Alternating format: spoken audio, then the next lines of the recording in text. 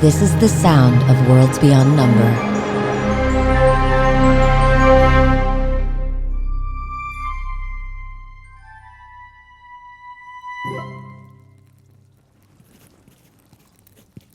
Sputtering lamp overlooking pages spread across a tattered, thin blanket on the dirt floor of a smuggler's cave reveals the work of a long night spent in exhaustion, tapped from a day of heavy casting.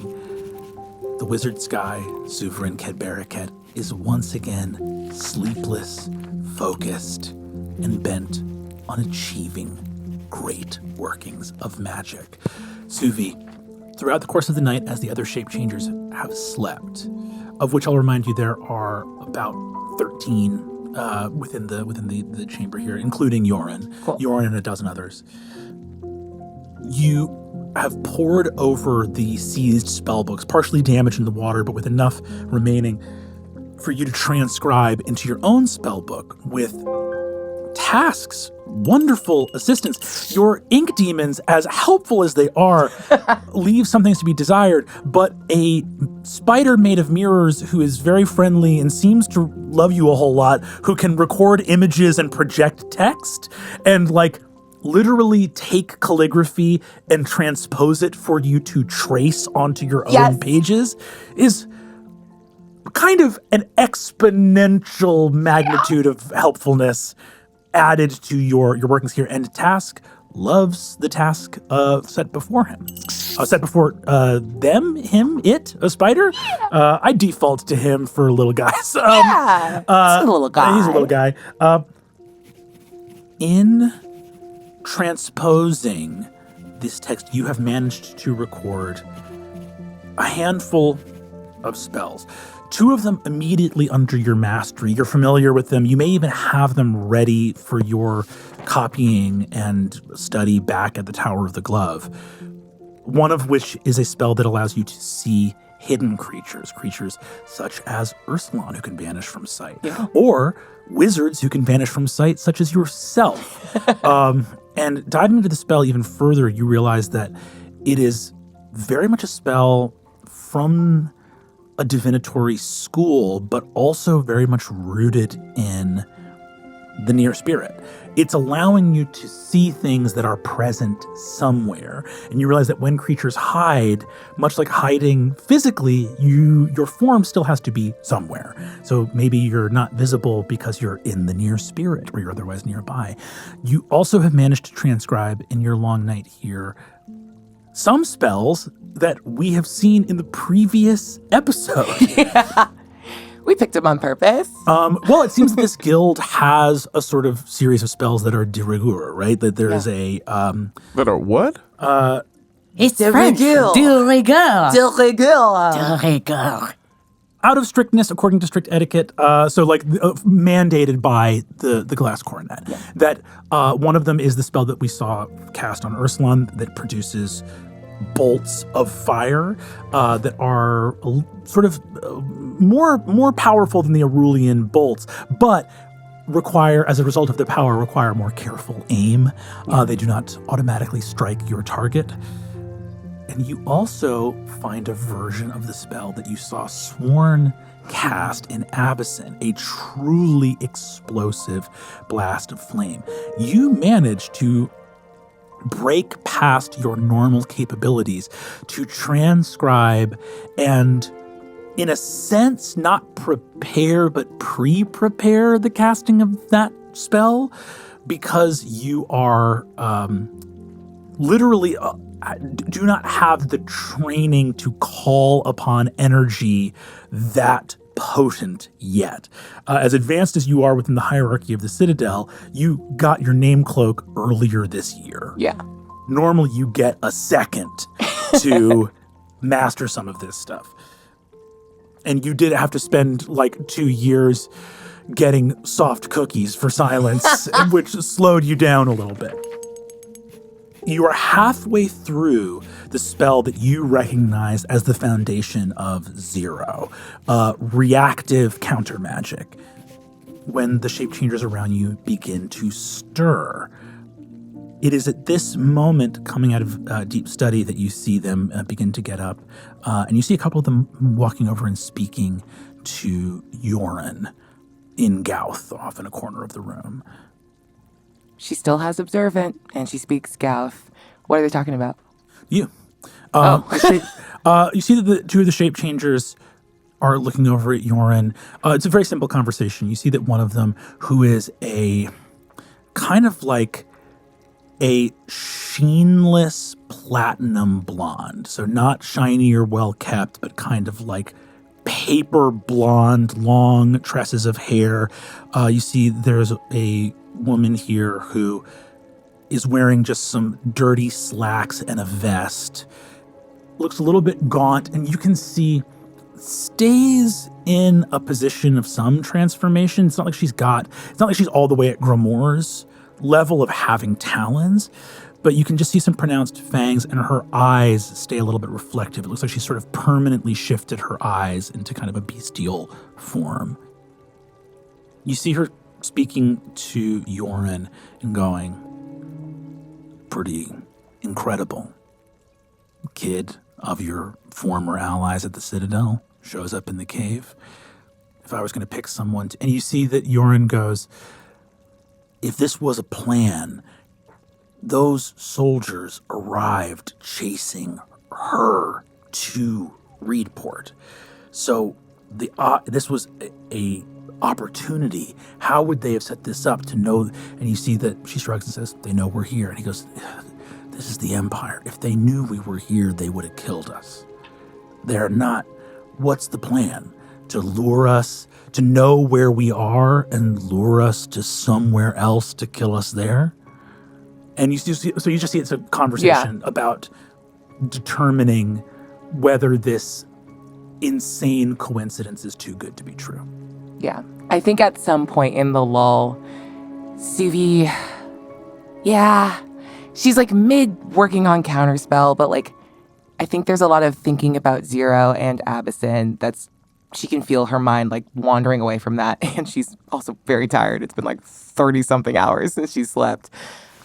And we'll just look up and say in Gauth, like, to the conversation, like, I would have just reported you all in the middle of the night if I was an agent. So you probably shouldn't have gone to sleep around me. But I didn't, and I'm fine. Yoren looks out of the other shape changers. Lahana, you want to know my proof? And she turns around and says, what's your proof? And he says, got a good feeling. It's never led me astray before. When you're facing an enemy that relies on information and wields information, basing your decisions on information plays you to the enemy's hands. When I play from the gut, I stay one step ahead. Something about that hits in exactly the way that makes Suvi think immediately of Ursulon and Ame, especially Ursulon, and how much his instincts in moments have been exactly borne out. The scarf that she got from Neef in the castle, and his like instinctual understanding to go and free Naram exactly when he did. Yeah. And she just kind of gets a faraway look and nods, even though that hurts as a person who loves information. There's a real, like, DW from Arthur being like, this sign can't stop me, I can't read. Of Yoren being like, oh, a clever trap of information and the manipulation of data from the Citadel. Well, I don't pay attention to this in any context. You see, he goes, you've been up all night? Is it not night? I look around at the cave that's underwater. It's about to be morning, and I'd say Imperial troops spent yesterday marching. They're probably, when sun rises and they start marching again, if they make good time, they'll make it to Reedport by tonight. Okay. Well, probably should have slept. No regrets. I'm fine. I'm great, actually. I feel great. I feel so good. So we should go. All right. Hold on. And Suvi gets up and walks over to the blood sigil that she was using to cast all the identify stuff last night. Okay. People that like information, you leave them things for that. The ring is a snitch. And Suvi's gonna take off her father's ring. If someone was tracking the ring, they could follow it here and they will see it's a smuggler's den, and it might look for enough time to buy time, like I was killed down here. And we don't need to be tracked by that. Takes off the ring. We have to put things away. And I think there's something across the night of this careful study and that realization that magic is so much bigger than the things that she was taught. And even for a couple hours just a day ago, where she was a celebrated war hero. She was thanked personally by a prince of the Siraz Empire. And she's never gonna go back to that. There's no way back to that, because she knows too much now. And I think she just starts to put the version of her that is a wizard of the citadel, so specifically, away. And then she kind of gets to the part where she thinks about silver. And she doesn't want to put that part away yet. So she's going to tuck a thing that she loves into something else that she loves, which is her magic. Especially all the glass things that are coded so strongly to the tower and the empire and the citadel. And she remembers that the word for electroplating a little bit of metal on the back of glass to turn it into a mirror is called silvering. So she's going to silver all of her magic that is so glass coated. The shards of her magic missile and her mage armor and her shatter. And all that happens as she holds her glass staff. And it goes over to mirror 2. And it's just a little too bright and a little too much. And I think as she looks at it and appreciates that, because now she feels more in community with little Task the Mirror Spider, she feels like her magic is something more personal now. But she can't walk around as a wizard of the Citadel anymore. And she's gonna look over at Lahana. And not with any there's a thing to prove, but she wants her to see it and anyone else to see it. I'm going to shatter the glass staff on the ground.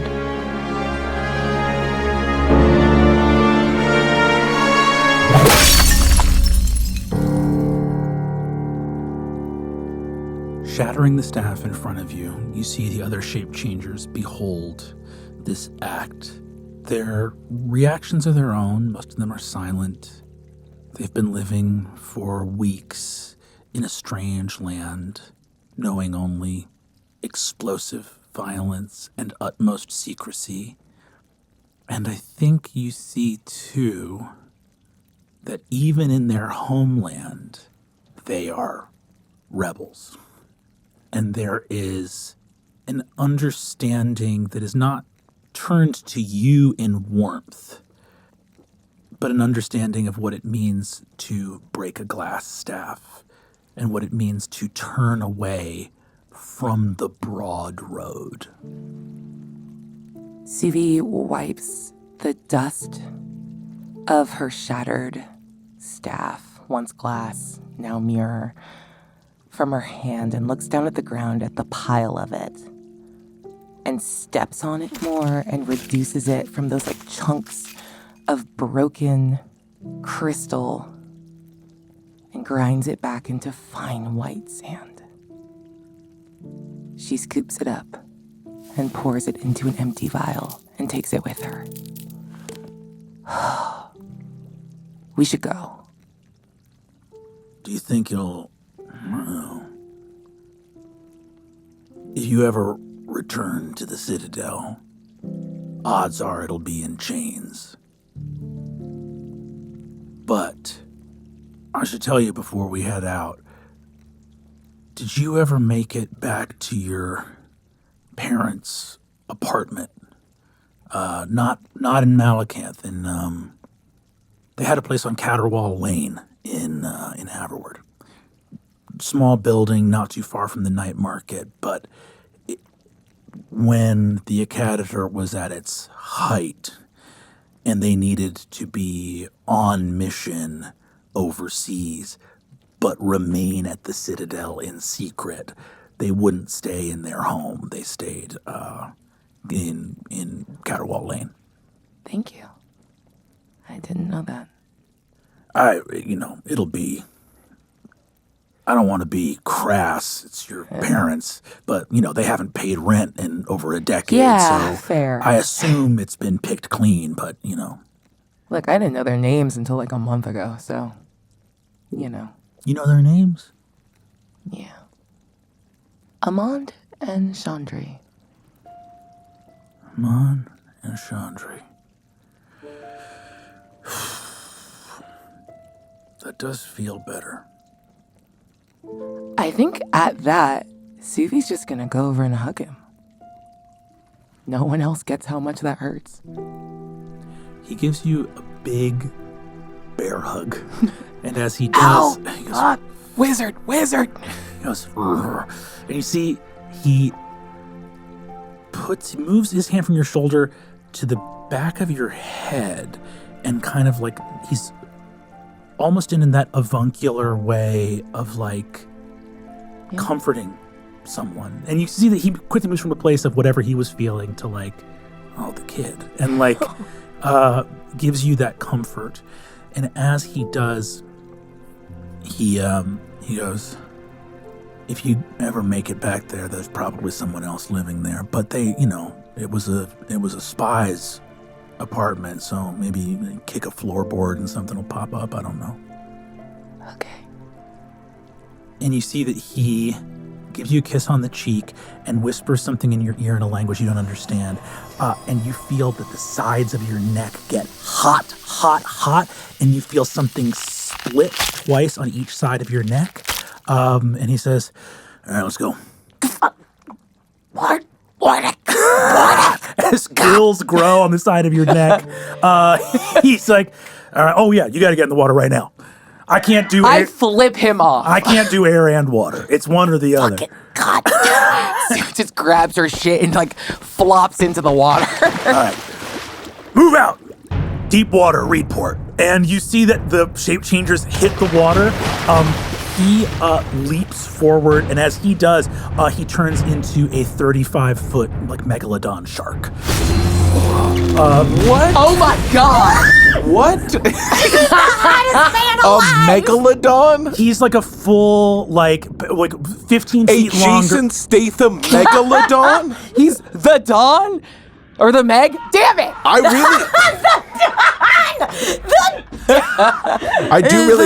appreciate the megalodon over shark. That was great. Yeah, he's so a great, the biggest great whites are 22, 25. He's a 35 foot. He ain't that. He's a fucking megalodon, baby. Yeah, Suvi's screaming in the water. Oh, I get gills, but you're a super shark. Okay. And you begin to be able to speak underwater as you get down there, and you see he goes they got pools at the Citadel these days. Shut up! And I try to grab onto him somewhere. You grab onto a dorsal fin, immediately cut your hand on the sandpaper shark skin. And you see he goes, uh-oh, blood in the water. Shut up! Joke's on you, I'm on my rag. And then I take off.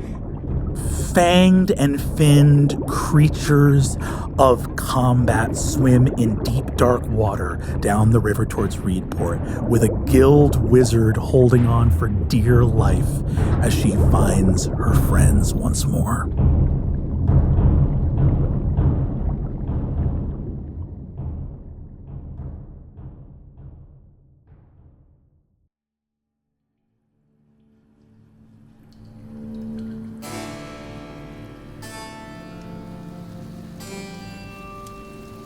pitch black basement, the last of the foxfire flickers away from the two segments of the moments ago united body of the wizard Keen. Smell of blood, smoke from the now extinguished candle, cold air, ice blocks lining the wall as meat hangs in the cellar. Limping over to Ame, the fox walks up and nuzzles against you. Ursulon, you stand in the dark with your sword. Ame, you cannot see here in the dark, but you know that Ursulon is present nearby. I reach down for my fox. Hey, boss. Are you okay? That guy. You can say it.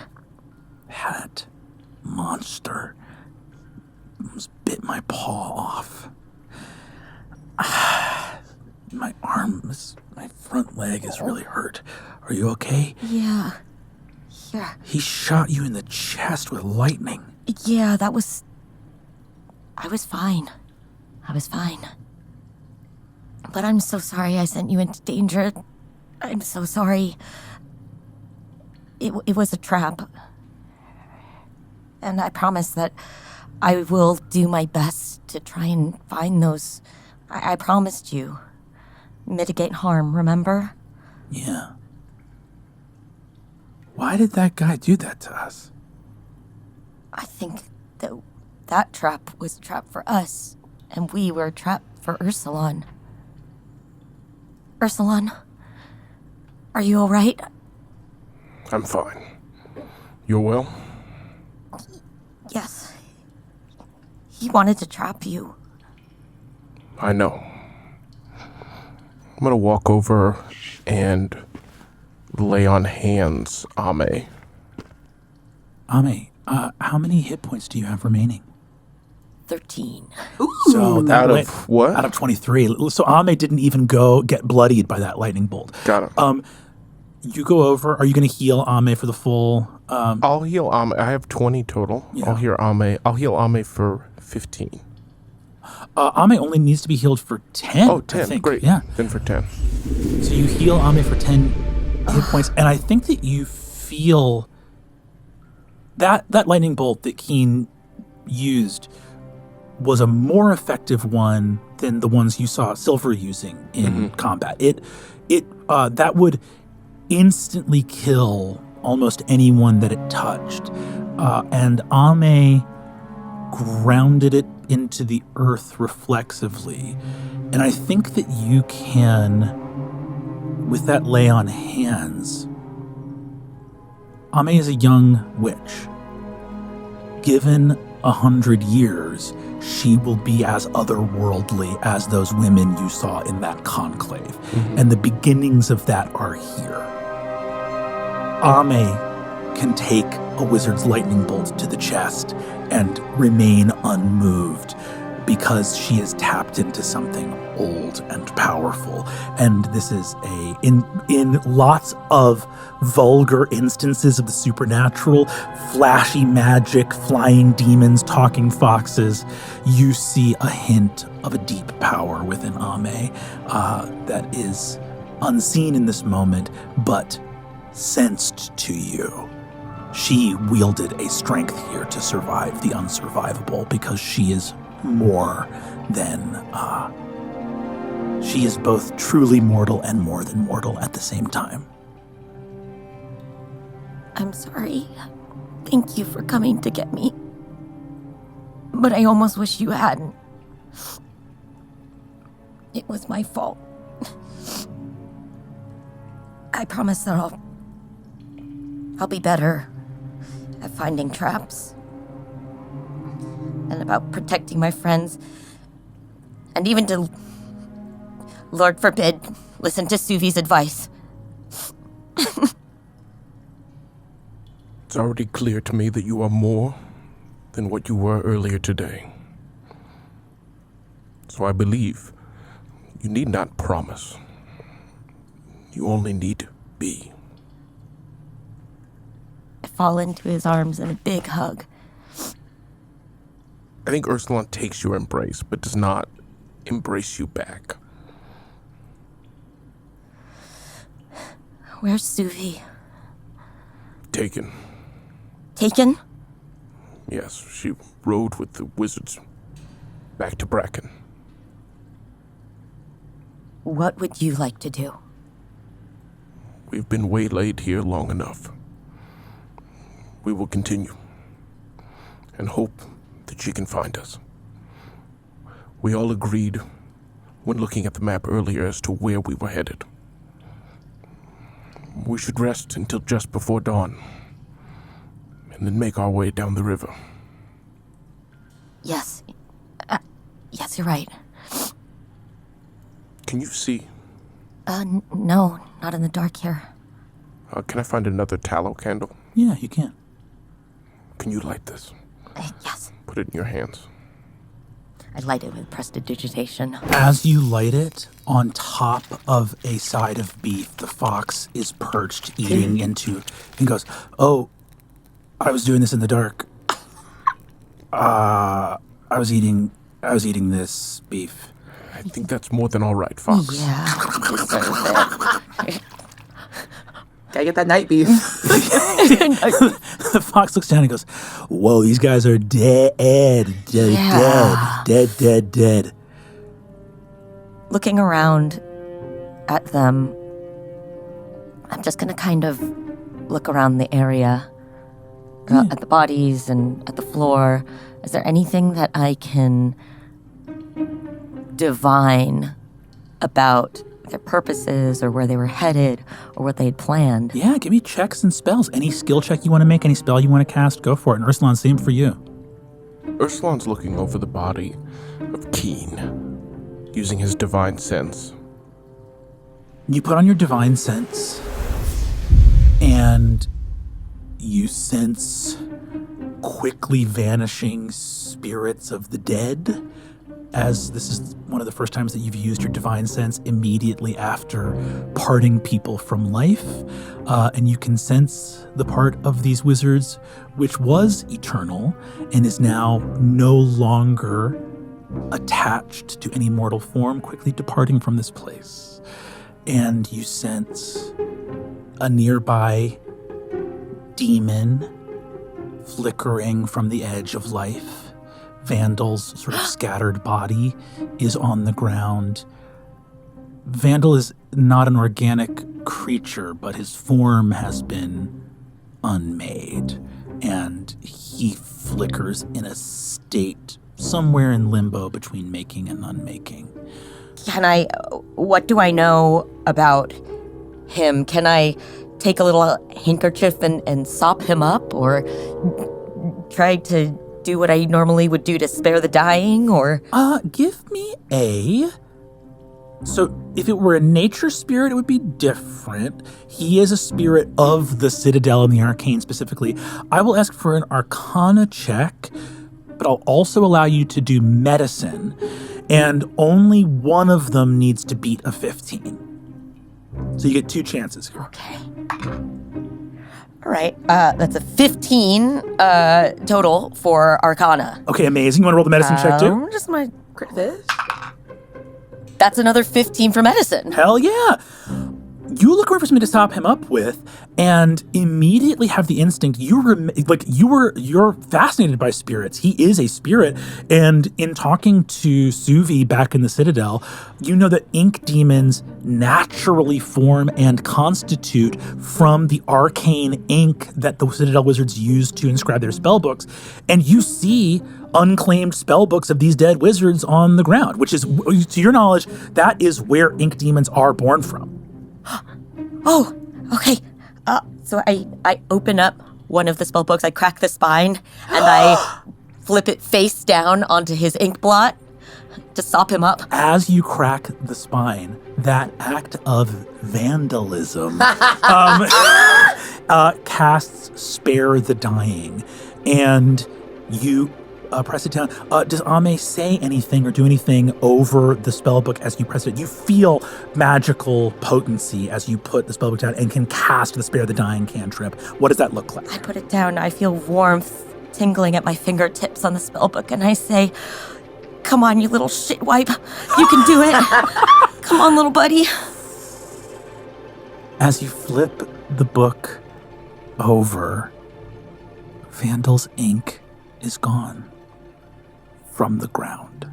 And as you look in the book, you see a scattered, faint web of red ink sinking into the letters and towards the cracked spine of the book. And as the ink starts to pool towards the spine of the book, you see blip, blip, two little eyes open, and their little bubbles pop in the ink. And as it does, in a very faint voice, "I fucking love you. I love you too, you little poop weasel." Oh.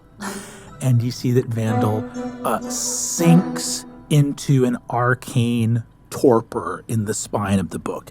You don't know, on those two 15s, I think you would imagine that it will take some, either days at the shortest, more likely weeks, for him to sleep in this book and in a deep, almost like a coma, like a magical coma. And but over time, if no one messes with this book, he will reconstitute. Oh, may you dream of lewd sheep.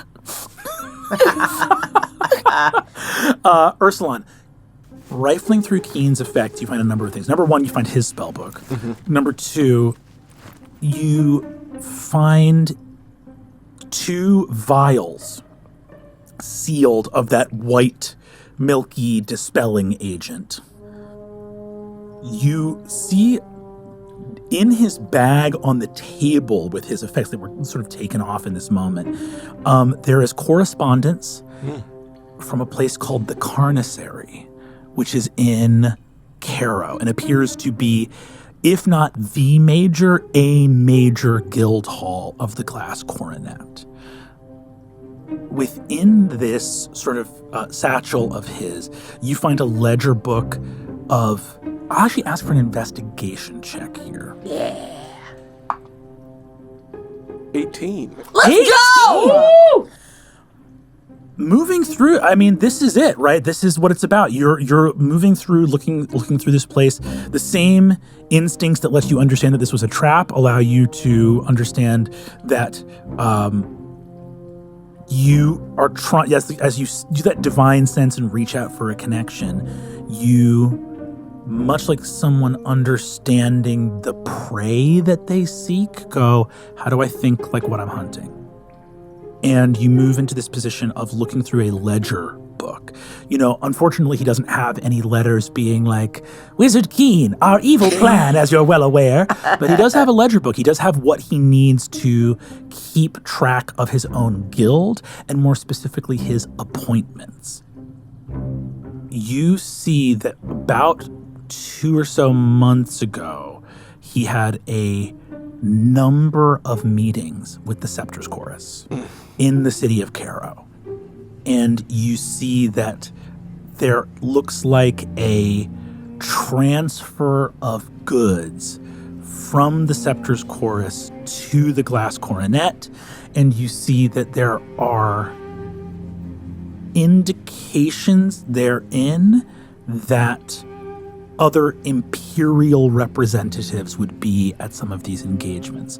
One of them that you see is the Lady Iramen Telniket, who you didn't have any one-on-one interactions with, but you saw her very briefly with the prince, with Prince Kamari Wolfgang Saraz.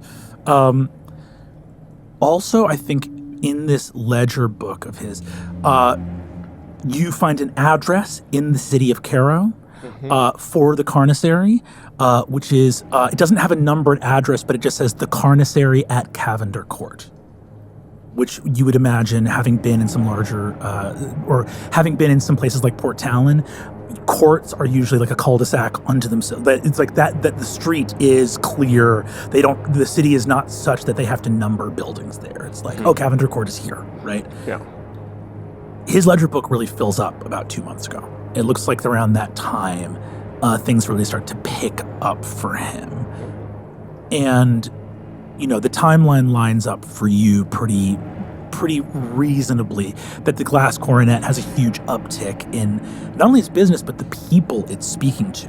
Meetings with imperial bureaucrats, meetings with delegates of the Citadel, meetings with the Scepter's Chorus, meetings with the Azure Battalion, meetings with all different groups, starting in the aftermath of Naram's escape from Port Talon. That it is after those events.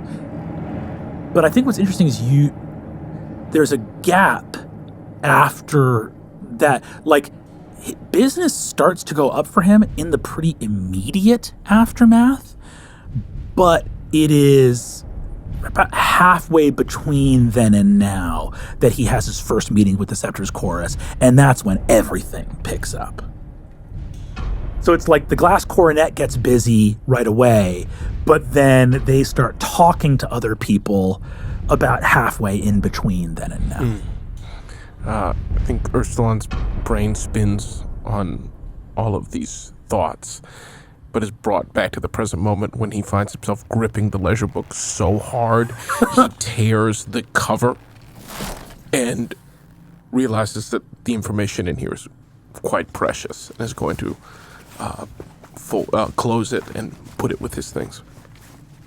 Did I see this? You would hear a quiet kind of ripping, but apart from that, no. Oh. See, the fox looks over and goes, "Are we messing with books?" Well, no, not in He lifts a leg over a book. Sense. There's 3 books. Oh, Suvi would want this one. All right. You see, the last thing you'll find in his effects, by the way, is you see there is a small circular flat piece of like sea glass that has writing in the lingua arcana on it. But you see that there is one piece of gold inlaid on the sea glass that has imperial writing, not writing in the lingua arcana. That imperial writing has stitched in extremely fine molten gold lettering that just says Cavender Court on it. But you don't, on an 18 you can't understand what the lingua arcana says, but it looks to you to be incredibly fragile, and there is a dotted line of gold points through the center of the sea glass disc that appears to not be, you wouldn't call it lingua arcana because it's very much a dotted line. It looks like something. And you notice that the dots perforate into the sea glass pretty pointedly. They're deeper than the writing of Cavender Court is. They puncture the glass a little more deeply. Ame. Do you understand what this might be? Oh. I take a look at it. Give me an arcana check. I have never seen anything like this in my life before. In fact, I couldn't remember the word for sea glass. At this with a natural 1. The natural 1. Yeah.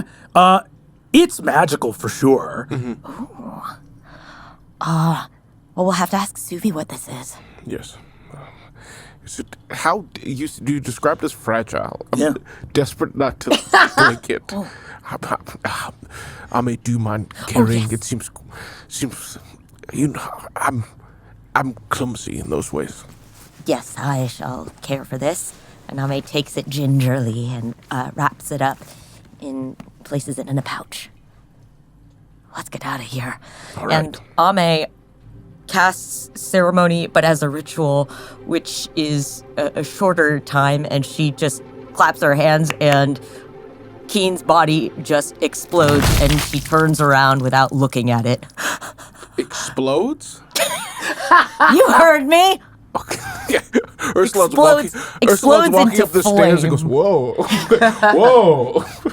All right. Don't turn around. Okay, I'm around. Are you doing a funeral rite here, or are you doing? Yes, it's a funeral rite.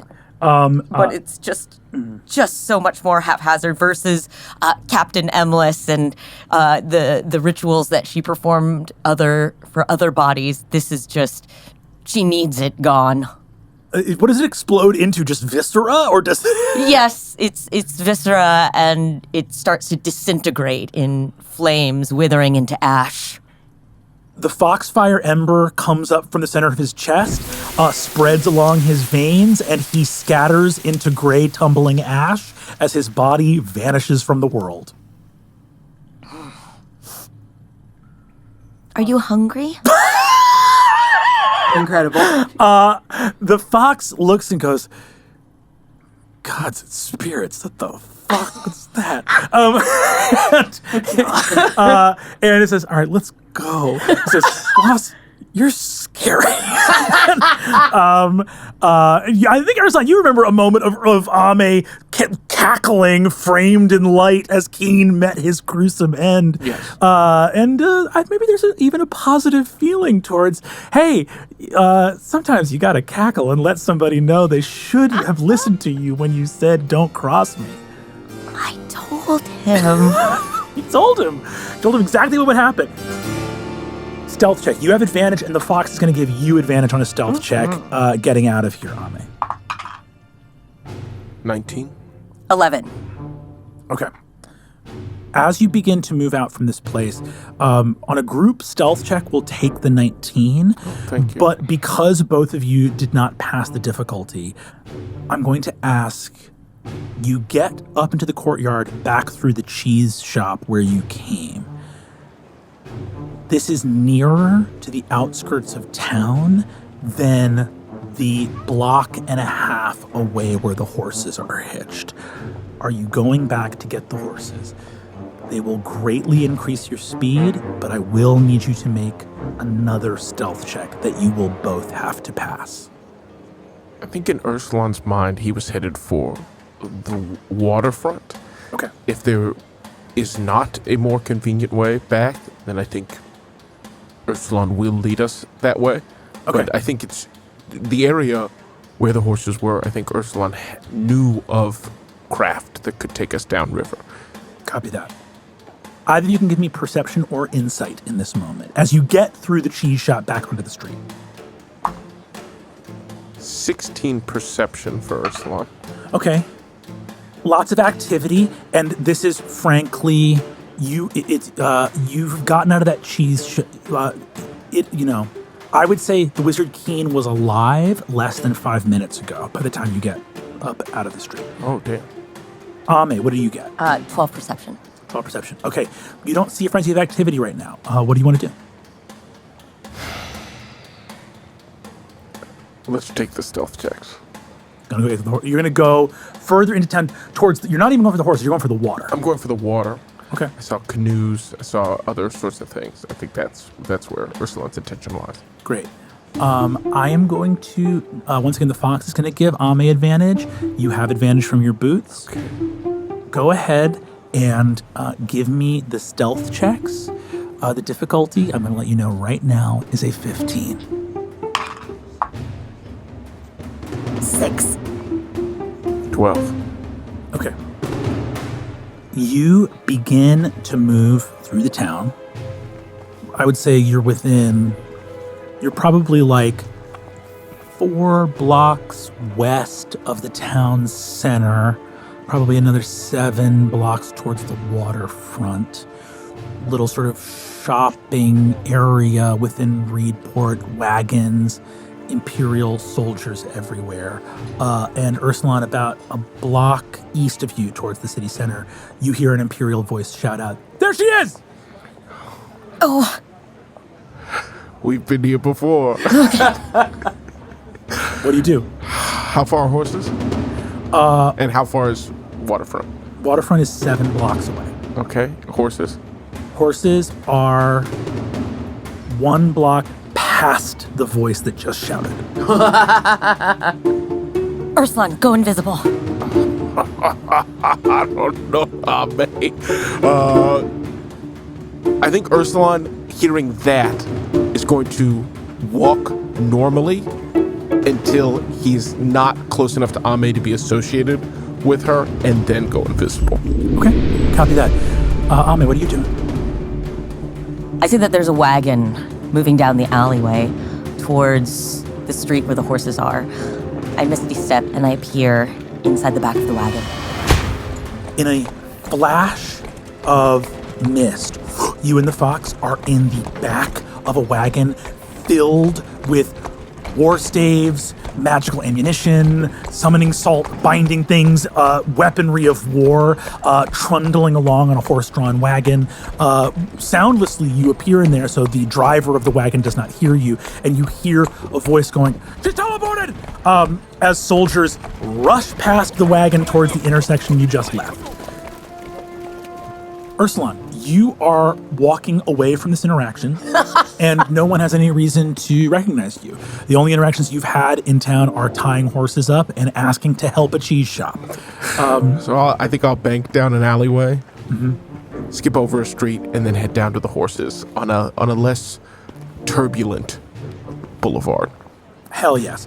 Ame, trundling along on the wagon, you realize that, yes, the Imperial soldiers, you were taken publicly by the Wizard King. So the Imperial army knows your face, knows how you're dressed, knows to look for you. And they know the fox. I would like to stealthily leave the wagon, but as I do, I pass my hand through my hair and I use disguise self at 2nd level. Incredible. What does Ame look like as she changes her appearance? As I step out, I am the most nondescript person. I'm the kind of unremarkable, unnoticeable person with clothes to match. As you begin to cloak yourself using this witch's magic, you can feel yourself borrowing faces and expressions and articles of clothing from the people around you. Like all witch's magic, this is based on communion with the world that is and the world beyond. And so if you need to look like you belong in Reedport, just borrow those things that are of Reedport for a moment. And you create some average of the people that populate this place. The fox jumps into your bag. He looks up, flattens his ears, twitches his nose, and goes, "Very cunning." And you leap out of the back of the wagon, disguised. You look down the alley and see Bear, the strongest man in Silbury, untying the horses at the edge of the alley. I stroll over. Good day, sir. Miss, get away from me. No. That's great. There it is. Miss, hands off. Good day, sir. It's me. Ame? Yes. See, I can be discreet. Well, look at that. I think our plan should be to head out of Reedport and borrow some local's boat down the road. You saddle up and head out of Reedport. No stealth check required because Ame is not seen in this moment. You head down the road looking for a friendly farmer. And let me tell you, it's going to be very easy to buy a boat with 3 Imperial horses.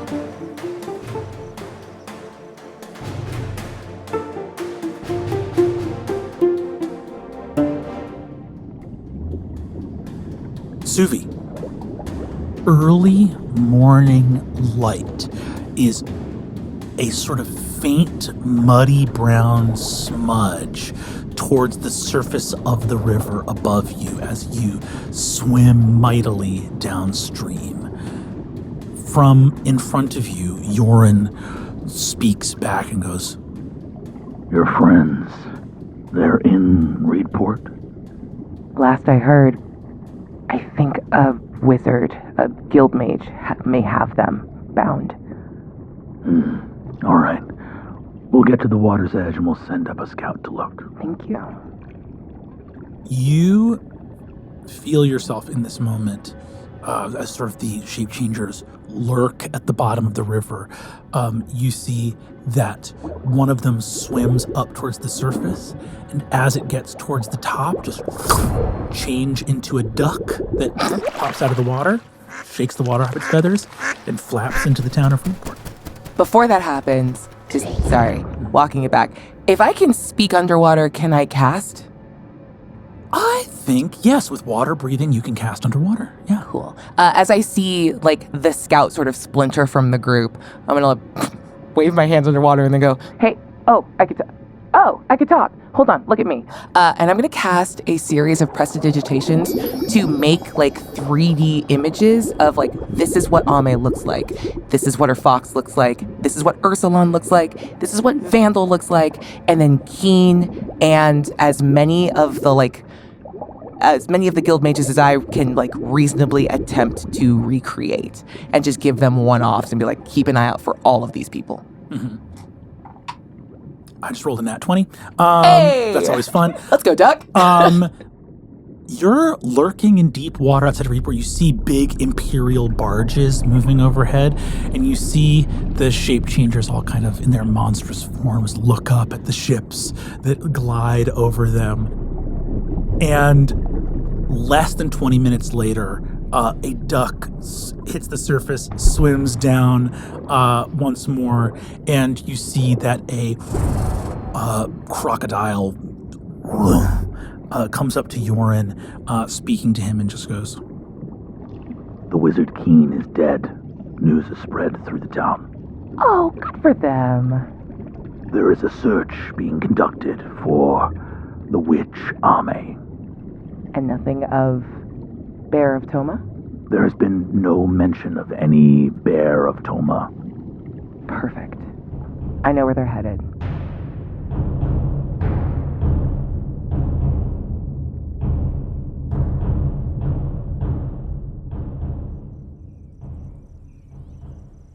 Ursulon, Ame, you arrive at a small sort of farmer's cottage, probably 3 or 4 miles down the road from Reedport.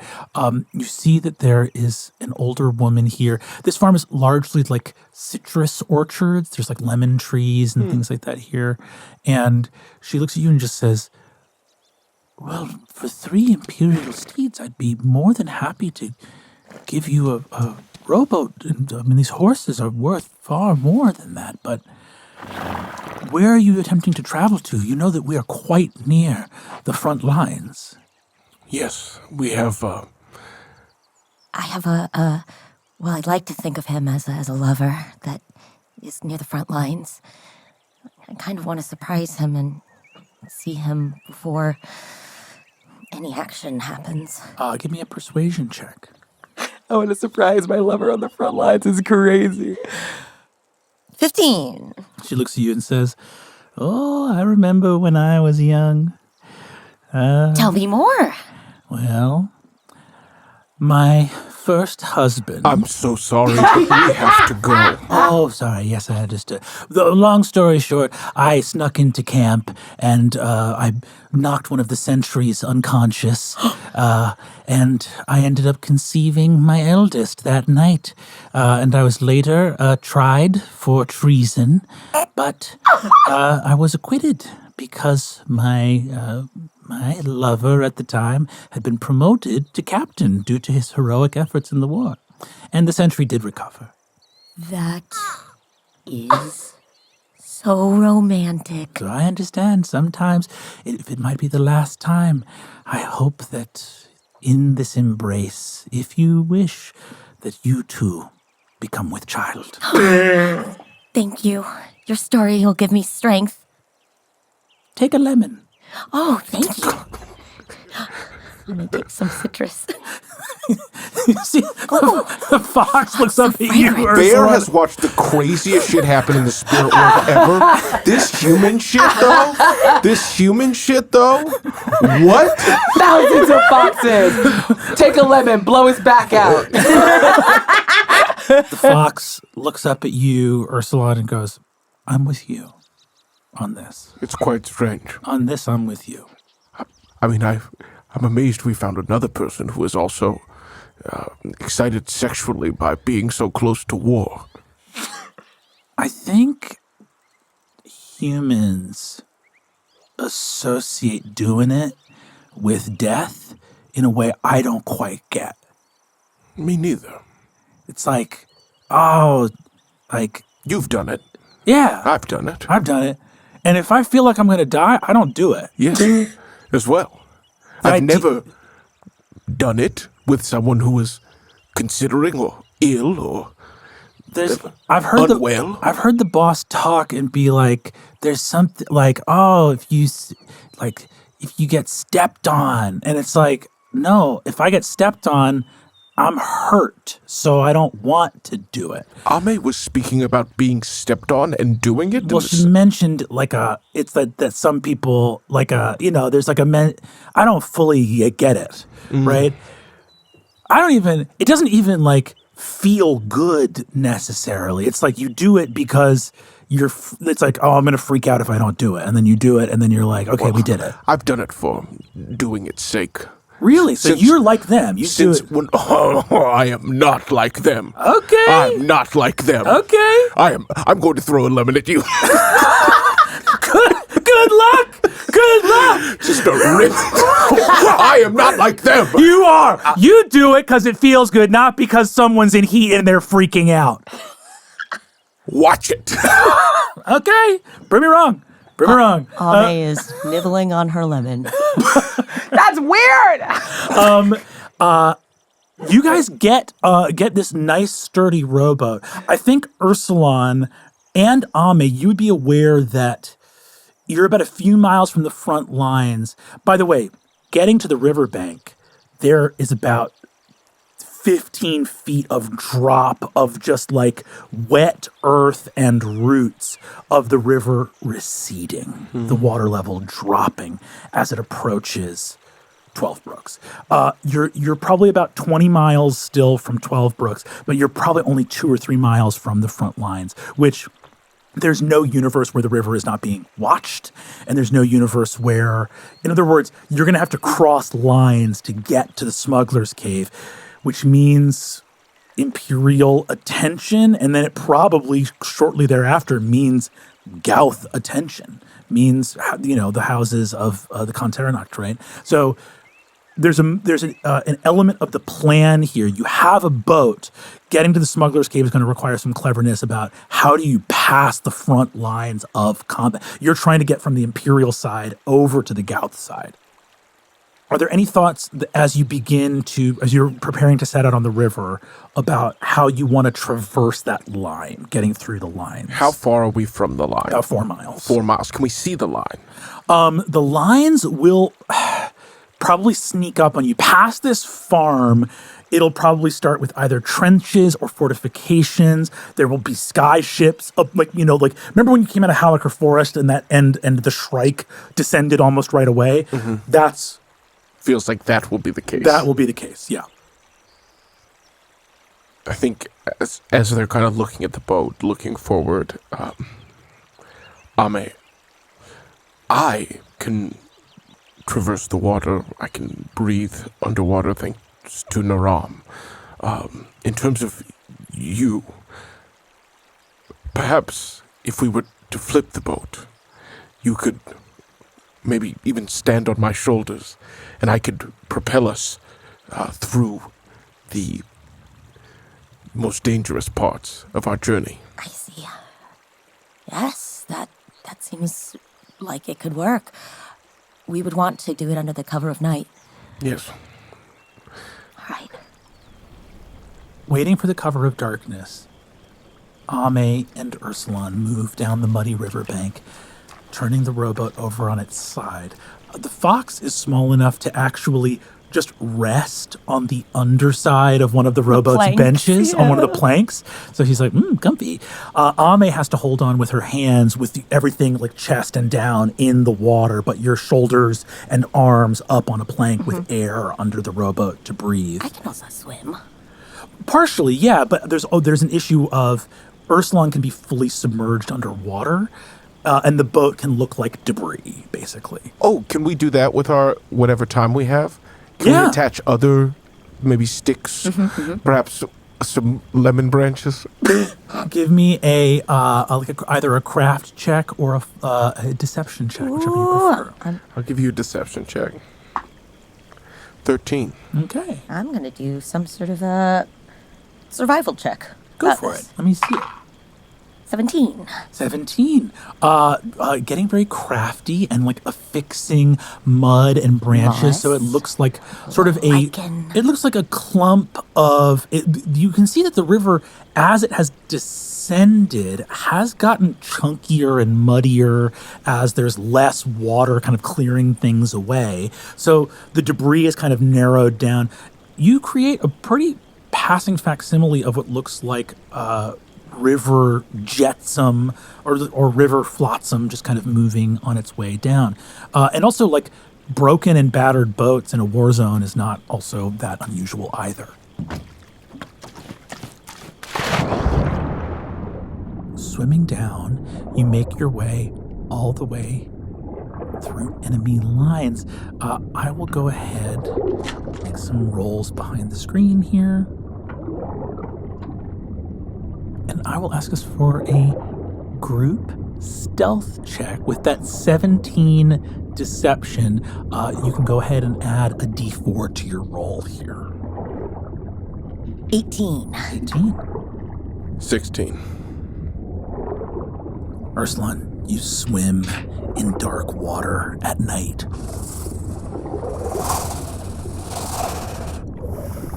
The water cloaks you, the mud surrounds you. You move through deep current. You're moving in the direction of the river. The swimming couldn't be easier or more pleasant. You look behind you from time to time, fastened by rope to the prow of an upside-down rowboat. You see Ame's feet, her robe in the water as she hangs onto the plank with air to breathe. Naram's gift moving you further and further down. Breathing the water of this muddy river is sort of like breathing smoky air. It fills your lungs with a sense of something sort of foul nearby. Muffled by 10 feet of river water above you.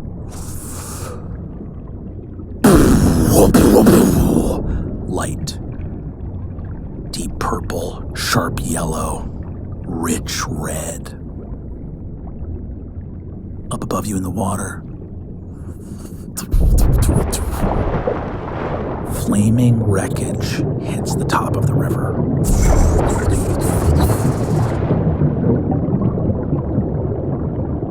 Sinking around you, mangled up in warped metal, destroyed by fire.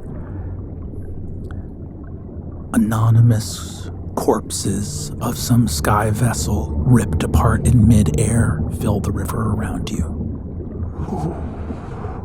You begin to pass through riverways filled with the skeletons of ships. You see there is some creature down here in the depths, dead and rotting, river fish picking at it. There's some 20-foot tall giant with an elongated skull and sharp-clawed hands rotting at the bottom of the river, an arcane lance pinning it down here with a shattered harpoon chain. Some unnamed nightmare of war waiting for you. Perhaps only you will see it before the bones are picked clean. You swim past these lines. Something swims by you in the water. but ignores you. For a second, it felt almost like some spirit, perhaps under a bidding, not of a wizard, but of something else. The water continues. You hear the ticking of that watch, undeterred by its submerging. After silence, and knowing that you have swam far enough to be past the lines, you will need to confirm where you are on the river to find the smuggler's cave. How long do you wait before poking your head up out of the surface of the water? I think Ursulon is probably starting to feel fatigue, feel tired, but is going to push as much as he can to when he really feels silence. Great. You do the right thing, even in the fatigue and even of the creeping dread of just having your visibility limited and the shapes of wreckage and corpse lining the river. You go past that where suddenly those shapes stop. The freshest wrecks are, of course, where the front lines are, but you get past that to where the river calms down again, and some instinct says, go much farther than this. And after what feels like too long, you poke your head up.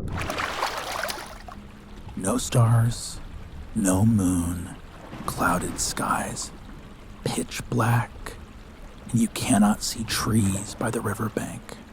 The riverbanks here are clogged with a thick gray ash, and you cannot tell. You know that there are no trees near the riverbank, but you're submerged with the lessening of the water level, so you're just looking at ash-covered riverbanks, and past it, cloudy sky, and you feel like the lifelessness of this visage you see is some vision of hell or an underworld based in punishment, and you cannot imagine what you will see if you climb out of this riverbank and look at the surrounding landscape. Ursulon's going to swim, knock twice on the hull of the rowboat, and then swim under to be with Ame inside. Do you know where we are yet? Close. Past the lines, for sure. All right, can you make it? Of course. It seems truly terrible out there. Yeah. I'm sorry we had to come here. I'm not. This is exactly where I want to be. Pop back down and out. Arriving at a curve in the riverbank, you pop your head out again, a couple more miles of swimming. You've just had to swim about 18 miles. The length of, it's like swimming from the top of Manhattan to the bottom. More than that, actually. It's like swimming from... Ame was kicking, all right? She's helping. I helped. You arrive at a bend in the river, and you see, exposed on that lowered riverbank, the opening of a smuggler's cave. You can see like a hitching post for boats that is now above, 10 feet above the river level. As you popped up, you suddenly realized that you were swimming like a foot or two above the bottom. Oh, wow. And like 3 feet below the surface. Like the river has dropped now. As you get to the smuggler's cave, you look, and at the edge of your vision, you also don't know how you're able to see well until you realize that coming up out of the water, the dark clouds are reflecting light. There is a smudge of a hateful orange glow painting the underside of the clouds. Something that you can't see in the landscape is creating light that dimly illuminates this riverbed. You look, the water here is, if you swam another mile in this water, the water would become poison. You can see that the water actually just fades into rubble, maybe another half a mile downstream, and vanishes. By the time this gets to 12 Brooks, whatever brooks are in 12 Brooks are stone dry under these orange clouds. But you see the smuggler's cave up above you. Same knocks. We're here. All right. We should check to make sure that it hasn't been discovered yet. Moving up towards it, do you want to use any of your abilities to sort of sense anything here? I'll open up my divine sense. Any presences beyond the cave? I'm assuming the landscape is rife with. You anticipate a sort of landscape rife with the spirit, and you sense a landscape devoid of spirit. The same dread that would fill you if you dropped a stone down an open well and never heard a splash fills you as your divine sense reaches out to feel nothing.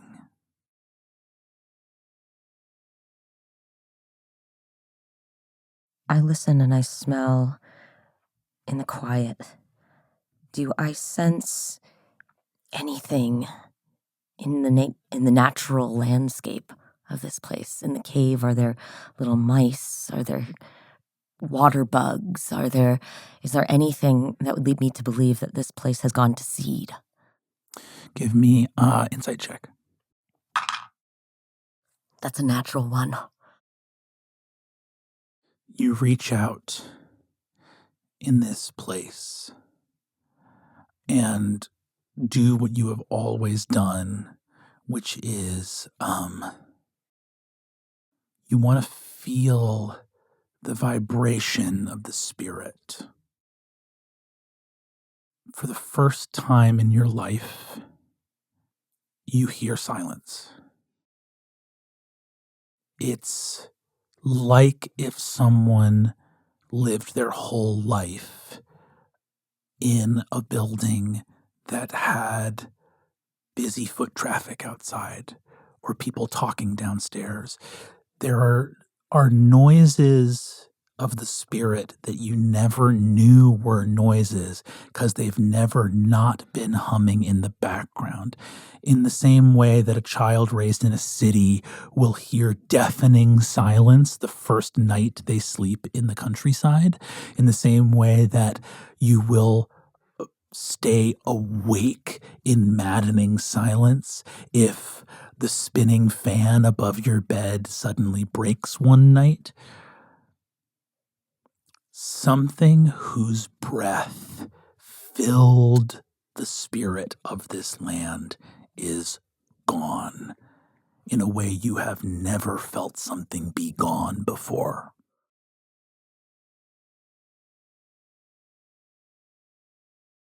Oh, it's horrible. It feels like a pressure in my eardrums. There's nothing.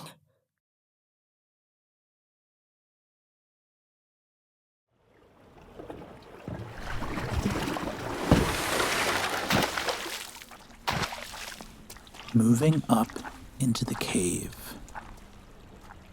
Cave is safe. There is nothing in here. Quick cursory glance. Small table. Like, you see there's a bench that can open and fold. There are some moldy blankets, and off on a side there's a little silver candle stand and a deck of playing cards. You see that there are some oars held off in a side, and at the back of this cave you see that there is a sluice, an iron sluice that leads to a flood offshoot built for if the river floods to save the city of 12 Brooks. And you know that irrigation channel is made of mortared stone, and it runs deep towards the falls that is about, that is about 3/4 of a mile away, that this sewer will run and hit the northwestern outskirts of town in an aqueduct that connects to other smugglers' channels.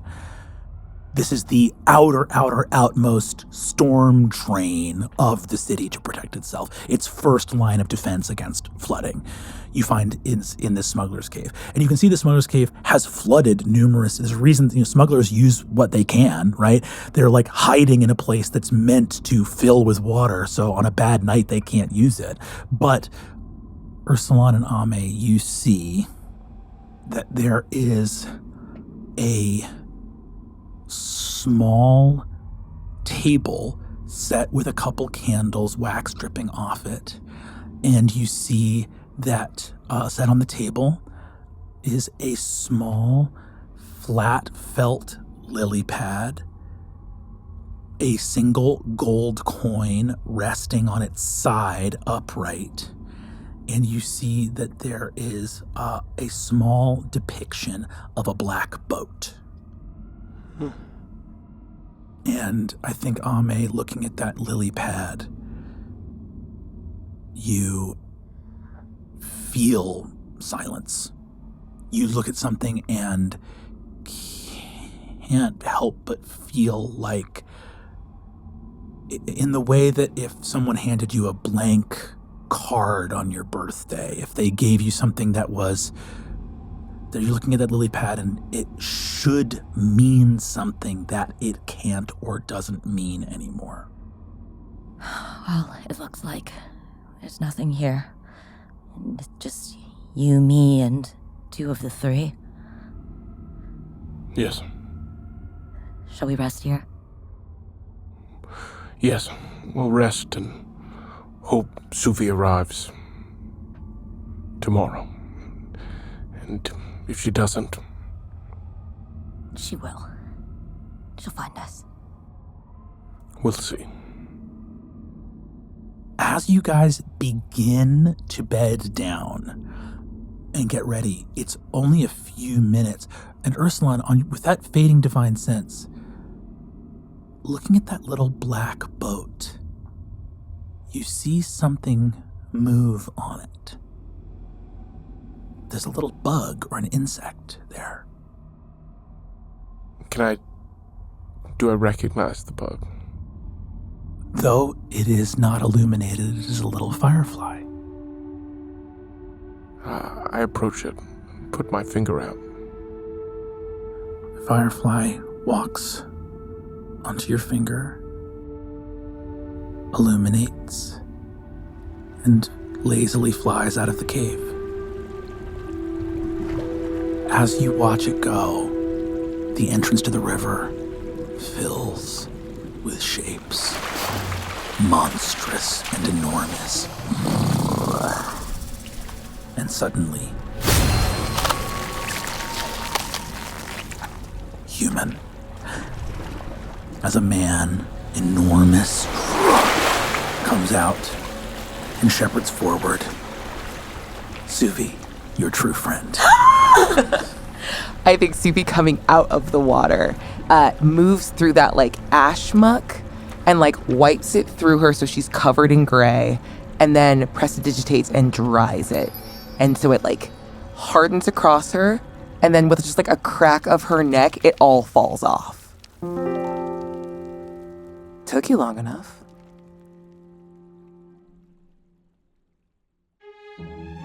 That was Lou Wilson as Ursulon, Erika Ishii as Ame, Aabria Iyengar as Suvi, and Brennan Lee Mulligan as everyone and everything else.